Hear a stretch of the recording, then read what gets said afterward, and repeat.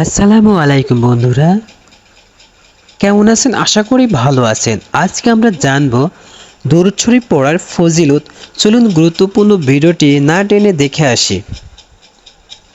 একদিন এক লোক রাসূলুল্লাহ সাল্লাল্লাহু আলাইহি সাল্লামের সামনে নামাজ পড়ে দোয়া করলো, হে আল্লাহ, তুমি আমার গুনাহ মাফ করো এবং আমার উপর রহম করো। তখন রাসূলুল্লাহ সাল্লাল্লাহু আলাইহি সাল্লাম তাকে বলেন, ওহে মুসল্লি, তুমি খুব তাড়াহুড়া করেছো। শোনো, যখন তুমি নামাজ পড়বে তখন প্রথমে আল্লাহর যথাযোগ্য প্রশংসা করবে, তারপর আমার উপর দরুদ পাঠ করবে এবং সবশেষে নিজের জন্য দোয়া করবে। তিরমিজি, আবু দাউদ, নাসাই ও মিশকাত। ভক্তির সঙ্গে দরুদ শরীফ পড়লে বান্দার গুনাহ মাফ করা হয়। দরুদ পাঠের অশেষ সব সম্পর্কে রাসূলুল্লাহ সাল্লাল্লাহু আলাইহি সাল্লাম বলেছেন, যে ব্যক্তি আমার উপর মাত্র একবার দরুদ পাঠ করে আল্লাহ তার উপর 10 বার রহমত নাজিল করেন এবং কমপক্ষে তার 10টি গুনাহ মাফ করেন আর আমলনামায় 10টি সওয়াব লিপিবদ্ধ করেন এবং আল্লাহর দরবারে তার মর্যাদা 10 গুণ বৃদ্ধি করে দেওয়া হয়। নাসাই। দরুদ ফার্সি শব্দ যার অর্থ শুভকামনা বা কল্যাণ বা প্রার্থনা। ধর্মের পরিভাষায় দরুদ বলতে বোঝায় আজ সালাত আলান নবী, অর্থাৎ নবীজি সাল্লাল্লাহু আলাইহি সাল্লামের জন্য শুভকামনা।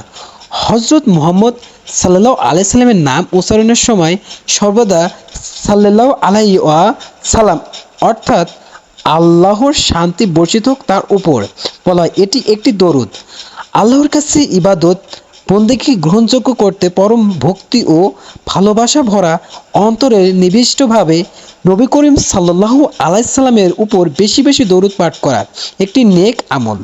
দোয়া কবুলের জন্য মহানবী সাল্লাল্লাহু আলাইহি সাল্লামের উপর দরুদ পাঠ করা অত্যন্ত জরুরি। দরুদ শরীফ পাঠ করলে আল্লাহর দরবারে ইবাদতের বিনিময় সুনিশ্চিত হয়। দরুদ পড়া এমন এক ইবাদত যা আল্লাহ অবশ্যই কবুল করেন। পবিত্র কোরআনে ইরশাদ হয়েছে, আল্লাহ তার ফেরেশতারা নবীর জন্য দোয়া করেন, হে বিশ্বাসীগণ, তোমরা নবীর জন্য দোয়া করো ও পূর্ণ শান্তি কামনা করো।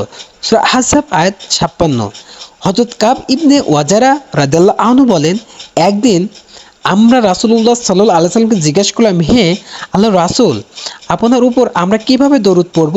আল্লাহ, তুমি মুহাম্মদ সাল্লাল্লাহু আলাইহি সাল্লাম এবং তার বংশধরদের উপর রূপ রহমত নাজিল করো, যেমনটি করেছিল ইব্রাহিম ও তার বংশধরের উপর। নিশ্চয়ই তুমি প্রশংসনীয় ও সম্মানীয়।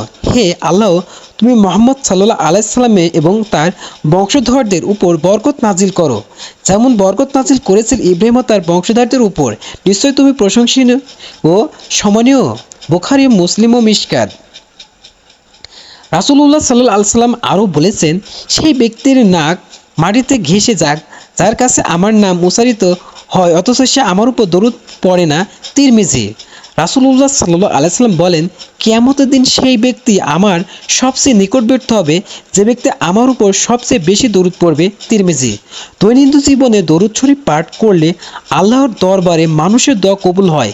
হাদিস শরীফে আছে, কোনো দোয়াই আল্লাহর দরবারে কবুল হয় না যতক্ষণ না সে দোয়ার আগে নবীর উপরে দরুদ না পড়ে।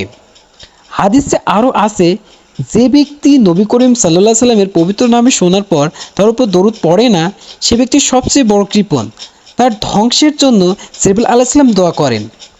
হযরত ওমর ফারুক রাদিয়াল্লাহু আনহু বলেন, দোয়া যতক্ষণ পর্যন্ত আসমান ও জমিনের মধ্যখানে আটকাতে থাকে, উপরে ওঠে না, যতক্ষণ পর্যন্ত নবী করিম সাল্লাল্লাহু আলাইহি সাল্লামের উপর দরুদ না পড়ে। তিরমিজি ও মিশকাত।